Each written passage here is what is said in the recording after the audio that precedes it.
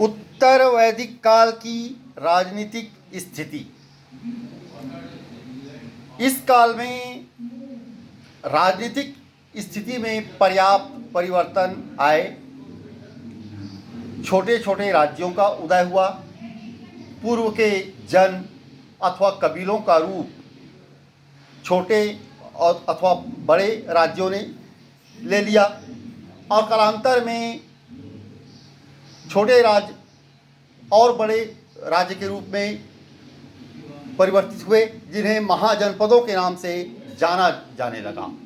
भारत में कुल 16 महाजनपदों का वर्णन मिलता है। तो इस काल में राजनीतिक रूप से पर्याप्त विकास हुआ, परिवर्तन हुआ और अनेक छोटे छोटे कबीलों ने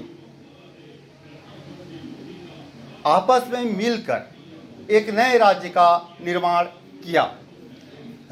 उत्तर वैदिक काल में ही पहली बार क्षेत्रीय राज्यों का उदय हुआ और कई कबीलों जैसे कुरु एवं भरत कबीला मिलकर एक नवीन राजवंश कुरु की स्थापना की। इसी प्रकार तुर्वस एवं कृवि ने मिलकर एक नवीन राजवंश पांचाल राज्य की स्थापना की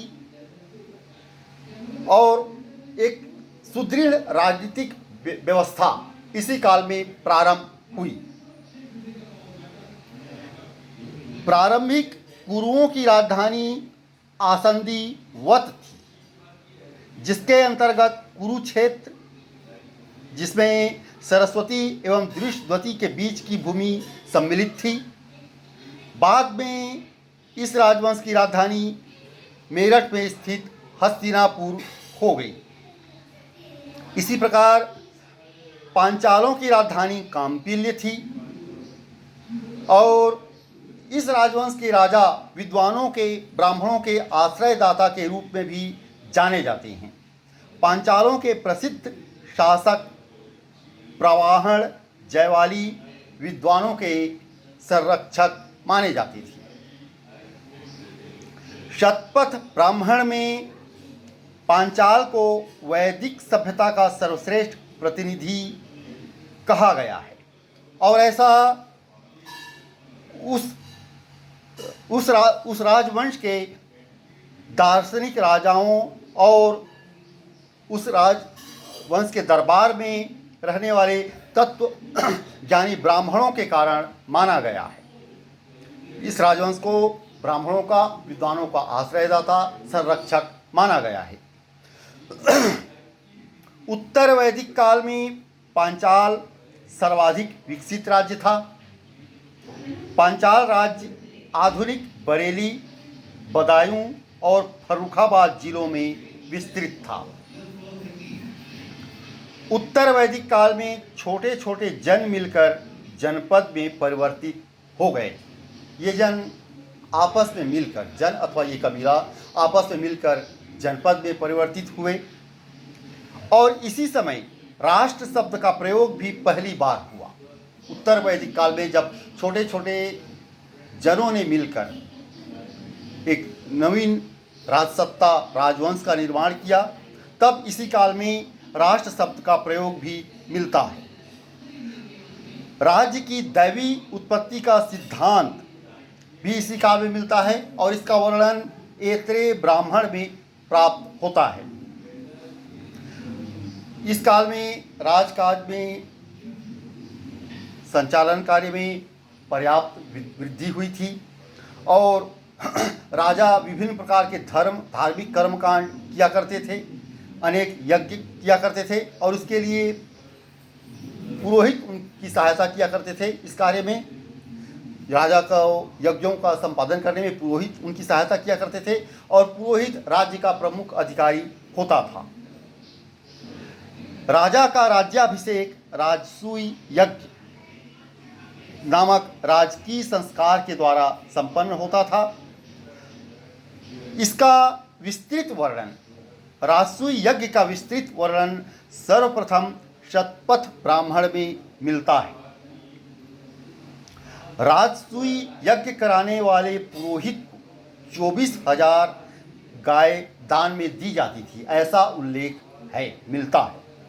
शुरुआत में यह यज्ञ 1 वर्ष तक चलता था, बाद में इसे सामान्य अभिषेक तक सीमित कर दिया गया था।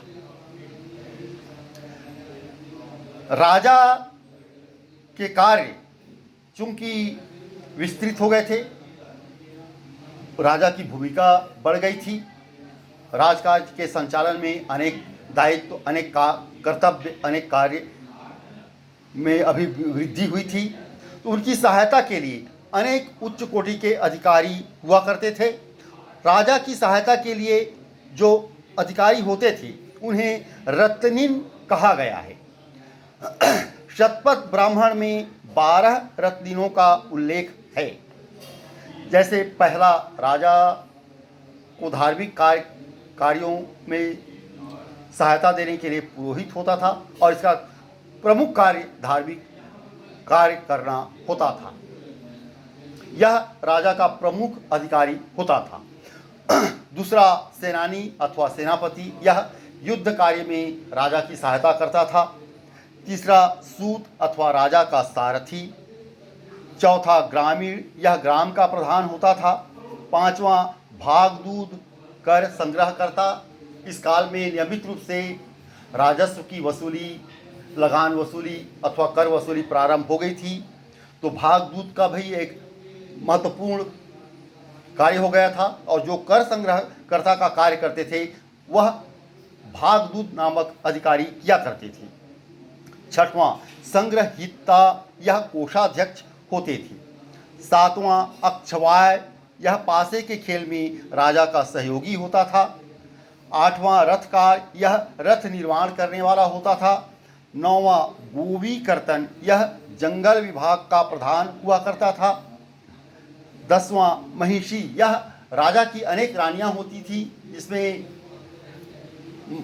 मुख्य रानी को महिषी अथवा पट्ट महिषी अथवा पट रानी कहा जाता था। यह भी राजकार्य संचालन में राजा को की सहायता किया करती थी और यह भी एक प्रमुख अधिकारी हुआ करती थी। इसके अलावा पालागल, ये विदूषक हुआ करते थे और राजा के मित्र भी हुआ करते थे तथा राजदूत का भी कार्य किया करते थे। इसके अलावा युवराज, यह भी प्रमुख अधिकारी होता था। राजपद चूंकि आनुवांशिक हो गया था, ज्येष्ठाधिकार की प्रथा प्रचलित थी, परंपरा स्थापित हो गई थी, अतः युवराज भी राज कार्य संचालन का एक प्रमुख अधिकारी हुआ करता था।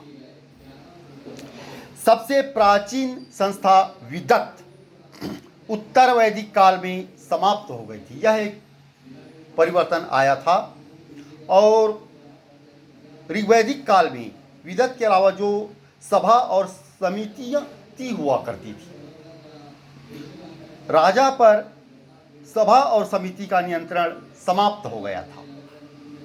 इस प्रकार से राजा एक प्रकार से निरंकुश सत्ता की ओर अग्रसर था। आनुवांशिक हो गया था राजपद और वह निरंकुश सत्ता की ओर भी अग्रसर था। इस काल में सभा में स्त्रियों का प्रवेश वर्जित हो गया था। संभवतः इस काल में स्त्रियों की दशा में गिरावट आई थी और सभा एवं समितियों में कुलीनों एवं ब्राह्मणों का प्राबल्य हो गया था। उत्तर वैदिक काल में राजतंत्र ही शासन का आधार था, किंतु कहीं कहीं गणतंत्र के उदाहरण भी मिलते हैं। इस काल में भी राजा की कोई स्थायी सेना नहीं हुआ करती थी और राज्य के लोग, विभिन्न कबीलों अथवा टोलियों के लोग राजा को युद्ध कार्य में सहायता दिया करते थे, राजा की ओर से युद्ध किया करती थी। इस काल में सूत एवं ग्रामीण को कर्त्री अथवा राजा बनाने वाला कहा गया था। राजा न्याय का सर्वोच्च अधिकारी होता था।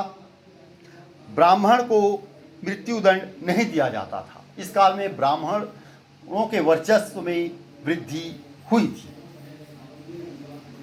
उत्तर वैदिक काल में राजा अपनी प्रजा से नियमित कर वसूलने लगा था और इसकी मात्रा 1/16 हुआ करती थी।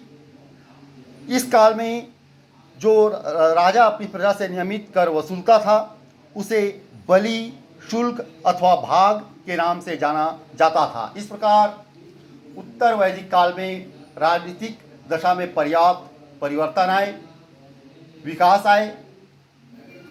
धन्यवाद।